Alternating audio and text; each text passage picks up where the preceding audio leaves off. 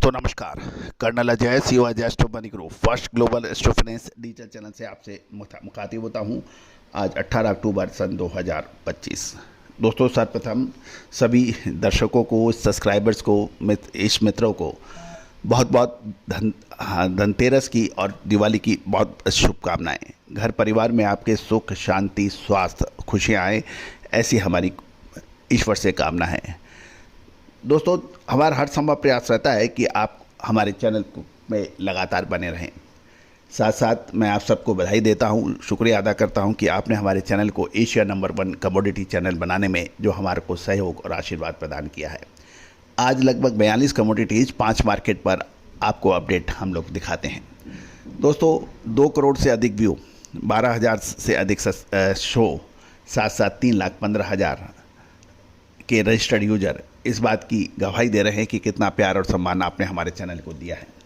दोस्तों ऐसा ही सम्मान, प्यार और आशीर्वाद हमारे चैनल को आगे भी बनाए रखें, ऐसी हमारी कामना है। साल 2026-27 में हम आपके लिए बेहतर से बेहतर शो लाएंगे, या इसी शुभकामनाएं और इसी प्रॉमिस के साथ शो को आगे बढ़ाते हैं। दोस्तों खबर निकल के आ रही है कि कल शुक्रवार को सीबोर्ड सोया ऑयल फ्यूचर्स बढ़त के साथ बंद हुए। जानिए रिपोर्ट विस्तार से।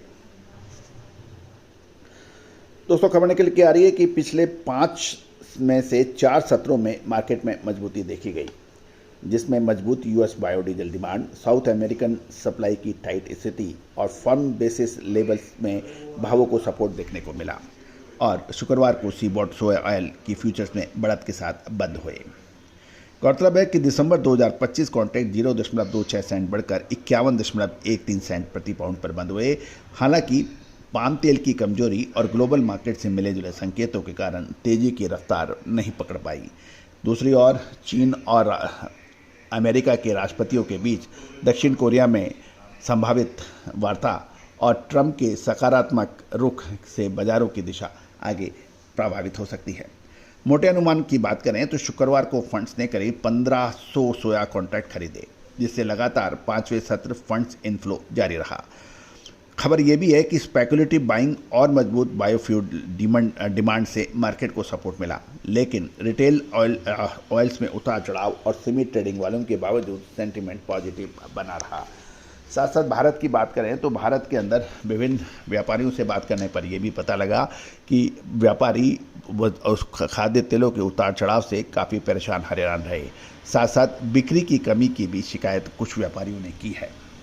क्रूड ऑयल की बात करें तो कच्चे तेल में शुरुआती गिरावट के बाद कुछ रिकवरी देखने को मिली और हल्की बढ़त के साथ बंद हुए, जिससे वेजिटेबल ऑयल कॉम्प्लेक्स को सीमित सपोर्ट मिला।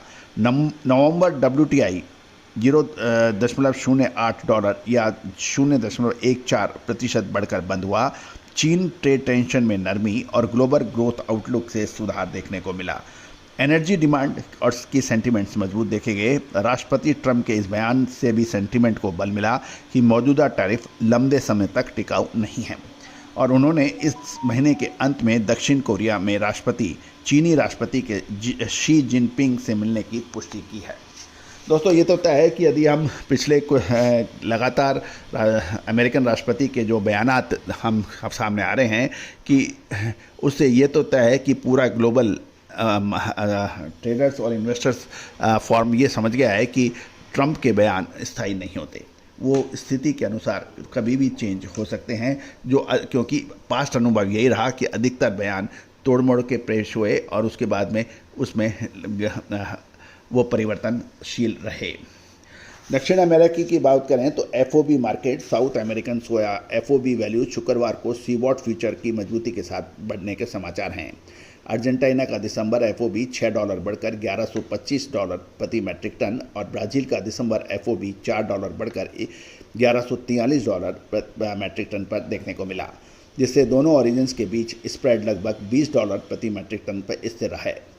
अर्जेंटीना का मार्च बेसिस 250 से 320 से सुधरकर 230 से 350 हुआ, क्योंकि नए सोयाबीन क्रॉप की आवक के साथ क्रशर्स ने रन रेट बढ़ा है। फिलहाल अर्जेंटीना और यूएस में किसानों की धीमी बिक्री और बायोडीजल सेक्टर की मजबूत डिमांड ने सोया ऑयल प्राइस को सपोर्ट दिया है। मलेशियन पाम ऑयल की बात करें तो Malaysian palm oil BMD futures शुक्रवार को गिरावट के साथ बंद हुए, जनवरी 2026 बीएमडी कॉन्ट्रैक्ट 6 रिंगिट घटकर 4514 रिंगिट प्रति टन पर बंद हुए और कमजोर सीबॉट सोया ऑयल, क्रूड ऑयल के साथ साथ मजबूत रिंगिट और अक्टूबर में बढ़ते उत्पादन के अनुमानों से सेंटीमेंट दबाव में देखने को मिला। शुरुआती एक्सपोर्ट डाटा ने नुकसान को सीमित कर दिया है। अब हम चर्चा करेंगे सीबॉट और मलेशिया के बाद आइस कैनोला। कनाडा में हार्वेस्ट लगभग पूरी होने के चलते आइस कैनोला फ्यूचर में हल्की गिरावट दर्ज हुई। नवंबर कैनोला $1.40 घटकर $616.20 प्रति मैट्रिक टन देखा गया और जनवरी $1.20 घटकर $630.30 प्रति मैट्रिक टन पे बंद हुआ। सास्काचेवान की रिपोर्ट की बात माने तो 98% हार्वेस्ट पूरी हो चुकी है, जिससे सप्लाई बढ़ने की संभावना कैनोला में बढ़ जाएगी। यूरोनेक्स्ट यानी यूरोप की बात करें तो यूरोनेक्स्ट रैपसीड फ्यूचर भी कमजोरी के साथ बंद होने के समाचार हैं। नवंबर 2025 कॉन्ट्रैक्ट €5.50 घटकर €462.25 प्रति मैट्रिक टन पर बंद हुआ। कमजोर टेक्निकल और सोर्स डिमांड से रैपसीड के ऊपर प्रेशर देखने को मिला। अब हम बात करते हैं चीन की। हमने सीबॉट की बात की, हमने बीएमडी की बात करी, कनाडा की बात करी, यूरोनेक्स्ट की बात करी। अब डलियन की बात कर लेते हैं चीन की डलियन कमोडिटी एक्सचेंज डीसीए में वेजिटेबल ऑयल फ्यूचर्स में तेजी देखने को मिली। जनवरी 2026 सो ऑयल 34 युआन बढ़कर 8,286 युआन प्रति मैट्रिक टन रहा। पामोलिन 8 युआन बढ़कर 9,334 युआन प्रति मैट्रिक टन पर बंद होने के समाचार हैं, जिससे चीन की डोमेस्टिक और रीजनल सेंटीमेंट को सपोर्ट देखने को मिला। अब महत्वपूर्ण यह है कि आगे क्या हो सकता है। विशेष अग्रिम रिसर्च रिपोर्ट के लिए संपर्क करें। सोनाक्षी की रसोई में आज की स्पेशल गेस्ट है मौसमी चैटर्जी जी। ये जी नहीं, मौसमी आंटी। ओके आंटी मौसमी, तो आज आप क्या बनाएंगी? मैं क्यों बनाऊं? मैं तो गेस्ट हूँ, आप बनाओ, हम खाएंगे। एक्टिंग में तो हिट हो, अब खाना बनाओ सुपर हिट। ठाट से बनाऊंगी खाना, है ना द बेस्ट एवरीडे मसाला। आओ बनाते हैं मसालेदार छोले। हर रोज के करी में एवरीडे मसाले, शाही बिरयानी में स्वाद का जायका।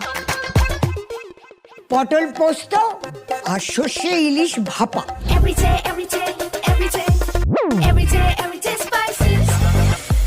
साफ मसाले, खुशबू और प्योर झाग, टेस्ट से भर दे हर जुबां पे स्वाद। एवरीडे मसाले, देश का स्वाद।